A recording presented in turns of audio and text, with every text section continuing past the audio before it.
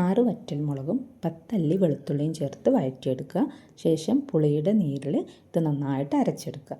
വേറൊരു പാനിൽ കറിവേപ്പില വെളിച്ചെണ്ണയിൽ മൂപ്പിച്ച് അതിലോട്ട് ഈ പേസ്റ്റ് ചേർത്ത് നല്ലവണ്ണം വഴറ്റിയെടുക്കുക. വഴറ്റിയെടുത്ത് ഒരു റെഡ് കളറാവുന്നത് വരെ ഇത് വഴറ്റിയെടുക്കണം. അതിന് ശേഷം മാത്രം ചിക്കൻ ചേർക്കുക. ചിക്കൻ ചേർത്തിട്ട് നല്ലപോലെ ഇളക്കിയിട്ട് നമുക്കത് അടച്ചു വെച്ച് വേവിക്കാം. ഒരു 3 മിനിറ്റ് അടച്ചു വെക്കുക, വീണ്ടും തുറന്ന് നോക്കുക, ഇളക്കി കൊടുക്കുക, വീണ്ടും ഒരു 3 മിനിറ്റ് വെക്കുക. ആ നിലക്ക് വേണം ചെയ്തെടുക്കാൻ, ഇല്ലെങ്കിൽ ഇത് അടിപിടിച്ച് കരിയാനുള്ള ചാൻസ് ഉണ്ട്. ഒരു ഹാഫ് വേവിന് ശേഷം നമുക്കിതിലോട്ട് ഗരം മസാല ചേർക്കാം. ഗരം മസാല ചേർത്തതിന് ശേഷം ആവശ്യമുള്ളവർക്ക് കുരുമുളക് പൊടി കൂടെ ചേർക്കാം കേട്ടോ. ഒരു ടേസ്റ്റ് കുരുമുളകിൻ്റെ ഫ്ലേവർ ഇഷ്ടപ്പെടുന്നവർക്ക്.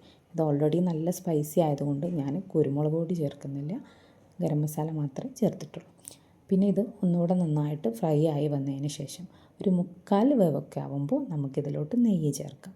നെയ്യ് ചേർക്കുമ്പോൾ ആദ്യം ഒരു സ്പൂൺ നെയ്യ് ചേർക്കുക. അതിന് ശേഷം നല്ലവണ്ണം ഇളക്കി കുറച്ചും കൂടി ഒരു വേവായതിന് ശേഷം വേണം അടുത്ത പോർഷൻ നെയ്യ് ചേർക്കാനും. വീണ്ടും നന്നായിട്ട് ഇളക്കിയിട്ട് നെയ്യെല്ലാം ചിക്കനിൽ ആയിട്ടുള്ളൊരു സ്മെല്ല് കേൾക്കുമ്പോൾ നമുക്ക് എന്ത് ചെയ്യാം, ഫ്രൈ ആയി എന്നുറപ്പ് വരുത്തുക. സംഭവം ചിക്കൻ ഫ്രൈ റെഡി.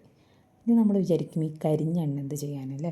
അപ്പോൾ അതിലോട്ട് തന്നെ എന്ത് ചെയ്യാം, നമുക്ക് കറിയാക്കി എടുക്കാൻ എന്ത് ചെയ്യാം, ഇതിൽ ഇഞ്ചിയും വെല്ലുള്ളിയും ഒക്കെ ചേർത്ത് നന്നായിട്ട് വഴറ്റിയെടുക്കുക. അപ്പോൾ ഈ ചട്ടിയിലുള്ള എണ്ണ എന്ത് ചെയ്യാം, ഒരിക്കൽ ഫ്രൈ ചെയ്തിട്ട് വീണ്ടും നമുക്ക് ഉപയോഗിക്കുന്നതിന് പകരം ഈ ഒറ്റ ഫ്രൈ ചെയ്തതിന് ശേഷം ഇതുപോലെ കറി ഉണ്ടാക്കിയെടുത്താൽ നന്നായിരിക്കും. മഞ്ഞൾപ്പൊടി ഇടുക, മല്ലിപ്പൊടി ഇടുക, നല്ലവണ്ണം വഴറ്റി കൊടുക്കുക. നമ്മൾ ഓൾറെഡി ഇതിനകത്ത് ഓയിലിനകത്ത് മുളക് പൊടി ഉണ്ട്, അതുകൊണ്ട് മുളക് പൊടി ഇടുന്നില്ല. പിന്നെ ഒരു ഇത്തിരി ഗരം മസാല വീണ്ടും ഞാൻ ചേർത്തിട്ടുണ്ട്.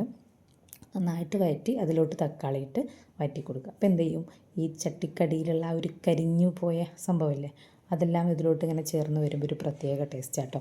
ചിക്കൻ ഫ്രൈ ചെയ്ത ഓയിലിൽ ചിക്കൻ കറി വെച്ച് നോക്കിയാൽ നല്ല ടേസ്റ്റാണ്, വെക്കുന്നവർക്ക് അറിയുന്നുണ്ടാവും.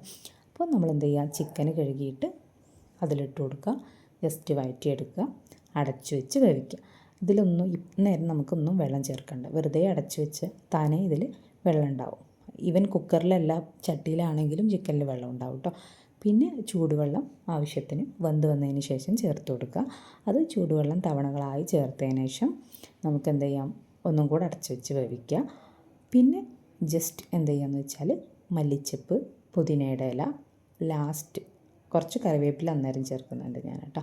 മല്ലിച്ചപ്പും ഇലയുടെയും ചേർത്തിട്ട് ലാസ്റ്റ് കുരുമുളക് പൊടിയോടെ വിതറിക്കഴിഞ്ഞ് ഒരു 2 മിനിറ്റ് തിളച്ച് കഴിഞ്ഞാൽ ചിക്കൻ കറിയും റെഡി.